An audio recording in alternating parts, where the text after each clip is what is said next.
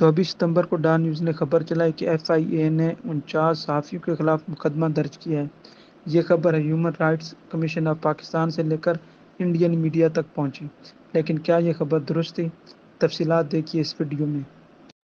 Media کے غلط خبروں اور یک طرفہ صحافت کے خلاف معلومات کے لیے چینل سبسکرائب کرنا مت بھولیے۔ خبر یہ ہے کہ ریاستی اداروں اور سیکیورٹی فورسز کے خلاف پروپیگنڈے کے الزام پر FIA نے 49 سوشل میڈیا ایکٹیوسٹ کے خلاف مقدمات درج کر لیے ہیں۔ ان افراد میں عمار مسعود، اعزاز سید، اسد طور، اتحام افغان، مرتضی سولنگی اور عمر چیمہ شامل ہیں۔ ان افراد کو الیکٹرانک کرائم ایکٹ 2016 کے تحت چارج کیا جائے گا۔ ڈان نیوز پر خبر آنے کے بعد انڈیپینڈنٹ اردو پر صحافی مونا خان نے اس پر ایک تفصیلی رپورٹ لکھی۔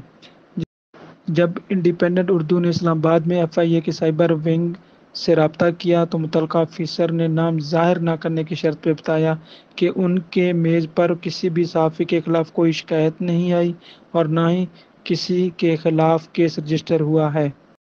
ڈان نیوز کی اس خبر کو ڈان نیوز کے صحافی مبشر زیدی نے ٹویٹر پر ٹویٹ کیا۔ اسی معلومات پر پاکستان میں ہیومن رائٹس کے ایشو پر لکھنے والی ویب سائٹ voicepk.net نے بغیر تصدیق کیے ٹویٹ کر دی، جس کے فوراً بعد human rights commission of Pakistan نے بھی بغیر تصدیق کیے ریاست سے مطالبہ کر دیا کہ صحافیوں پر چارجز کو ختم کیا جائے۔ پھر اسی پر ایمنسٹی انٹرنیشنل ساؤتھ ایشیا نے بھی وہ چارجز ہٹانے کا مطالبہ کیا جو ابھی تک کسی پر لگے ہی نہیں تھے۔ مبشر زیدی کے شو ذرا ہٹ کے پر بھی اس خبر پر شو ہوا، جس میں human rights commission of Pakistan کے سیکرٹری جنرل نے بھی حصہ لیا اور اس خبر پر بات کی۔ اس شو میں اس بات پر زور دیا گیا کہ حکومت کو تنقید سننے کا حوصلہ نہیں۔ سنیے یہ طنزیہ گفتگو۔ مجھے بتائیے کہ یہ کیا پیٹرن آپ کو دکھ رہا ہے؟ میں سمجھتا یہ ہوں کہ ذرا کھل کے ہی بات کر لیں آج۔ جی اور یار زیادہ مت کھل جانا بھائی۔ 50ویں نمبر پہ آنا ہے۔ میں نے نہیں آنا یار، ٹھیک ہے ہاں آپ کھل کے بات کریں، چلو بس اتنا کھلنا کہ ہم نہ بند ہو جائیں۔ نہیں آپ کا تو خیر اپنے اور پرائے کیا سبھی بند کرنے پہ تلے ہیں۔ مسئلہ یہ ہے کہ 50ویں نمبر کی جو وسعت بھائی نے بات کی تو میں نے اتفاق سے کچھ دیر پہلے کو گھنٹہ بھر پہلے ٹویٹر تو میرا مسلسل انٹروڈ ہو رہا تھا تو میں آج کل ڈی ایکٹیویٹڈ ہوں ٹویٹر پہ، تو میں ویسے بہت زیادہ میں پہلے استعمال نہیں کر رہا تھا۔ میں بہت ایک سائبر انٹروژن کا شکار رہا ہوں پچھلے کچھ عرصے میں، وہ ایک الگ بحث ہے۔ مگر ابھی فیس بک پہ کچھ دیر پہلے میں نے ایک پوسٹ یہی لگائی ہے کہ بھائی مجھے نہ بھوٹان کے بادشاہ پسند ہیں، نہ لیسوٹھو کے وزیر اعظم پسند ہیں جو کہ سلیکٹڈ ہیں، نہ مجھے گھانا کے چیف جسٹس پسند ہیں وغیرہ ہوں۔ سپہ سالار تھا وہ بھی لکھ دیا تھا ملاوی وغیرہ کے، تو وہ میں نے کہا کہ 50ویں FIR درج ہو جانی چاہیے۔ تو میرا خیال ہے یہ ایک بہت ہی آپ نے چونکہ ایک لائٹر نوٹ پہ بات کر دی تو میں آپ کو بتاؤں کہ یہ بہت ہی میں سمجھتا ہوں کہ قابل مذمت ہے اگر سنجیدگی سے بات کی جائے۔ اور نہ صرف یہ قابل مذمت ہے بلکہ اس پہ آپ ایک ذرا غور کریں کہ جب بادشاہت کمزور ہوتی ہے تو اس کو مذاق بھی اچھا نہیں لگتا، اور جب بادشاہت مضبوط ہوتی ہے تو وہ طنز اور تنقید پہ بھی خلت عطا کرتی ہے۔ تو میں صرف یہ ایک یوفیمزم سمجھ لیں یا جو بھی سمجھ لیں، حالانکہ آج میرا کوئی موڈ نہیں ہے بالکل، چونکہ حد ہو گئی ہے، اور میں سمجھتا ہوں کہ ریاست کے اپنے اداروں کے یہ حق میں بات نہیں ہے اگر وہ اس میں ملوث ہیں اور وہ یہ کر رہے ہیں، جس کے بہت سے شواہد بھی ہیں کہ بہت سے افراد اس میں ملوث ہیں جو لوگوں کو ڈراتے ہیں، دھمکاتے ہیں اور ان کے خلاف مقدمے بناتے ہیں، ان کے ایبڈکشنز ہوتی ہیں، ڈس اپیرنسز ہوتی ہیں۔ میں سمجھتا ہوں یہ ریاست کے لیے اچھی بات نہیں ہے، یہ معاشرے کو تو غیر صحت مند بناتی ہے، مگر ریاست کی اپنی بقا کے لیے یہ ایک بہت بڑا مسئلہ ہے۔ اگر آپ اتنی سی تنقید برداشت نہ کر سکیں اس کا مطلب ہے کہ آپ نہایت اندر سے کمزور ہوتے چلے جا رہے ہیں۔ اتنی حیرت کی بات ہے کہ ہیومن رائٹس کمیشن کے سمیت میڈیا والے خود ایک جھوٹی خبر کو بغیر سینسرشپ کے ڈسکس کر رہے ہیں اور اس پر بھی یہ پروپیگنڈا کر رہے ہیں کہ حکومت میں تنقید سننے کا حوصلہ نہیں۔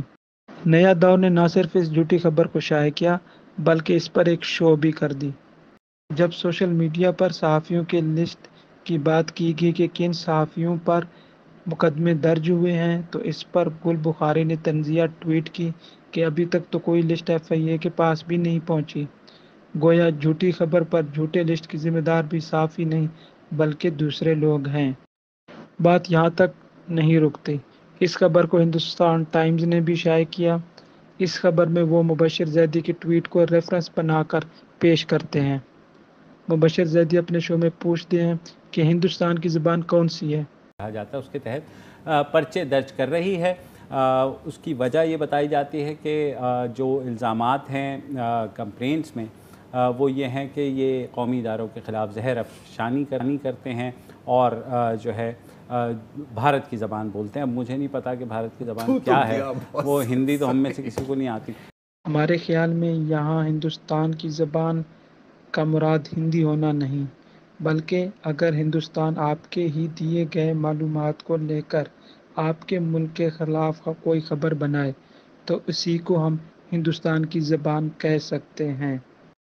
اس خبر میں سب سے خطرناک بات یہ تھی کہ ہیومن رائٹس آرگنائزیشن میڈیا کے جھوٹی خبر کو پھیلانے کا سبب بنے۔ ہیومن رائٹس کے وزیر شری مزاری نے ہیومن رائٹس کے ٹویٹ کو کوٹ کر کے اس کو غلط کہا، لیکن پھر بھی پروپیگنڈا جاری رہا۔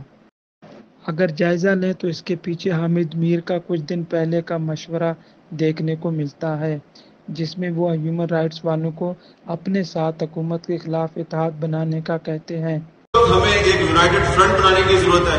جرنلسٹ اکیلے یہ لڑائی نہیں لڑ سکتے، جرنلسٹ کے ساتھ لائر کو شامل ہونا پڑے گا، پولیٹیکل پارٹیز کو شامل ہونا پڑے گا، تمام ہیومن رائٹس آرگنائزیشنز کو شامل ہونا پڑے گا، جیسے کہ مشرف کے دور میں آپ نے اچھا ریمائنڈ کروایا۔ So if we can defeat a powerful dictator like Musharraf, we can also defeat some fake democratic political government.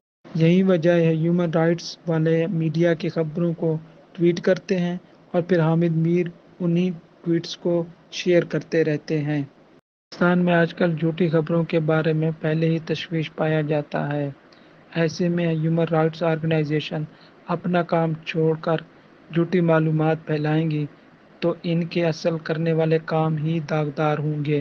Media in Pakistan, I mean, is not just free but sometimes out of control.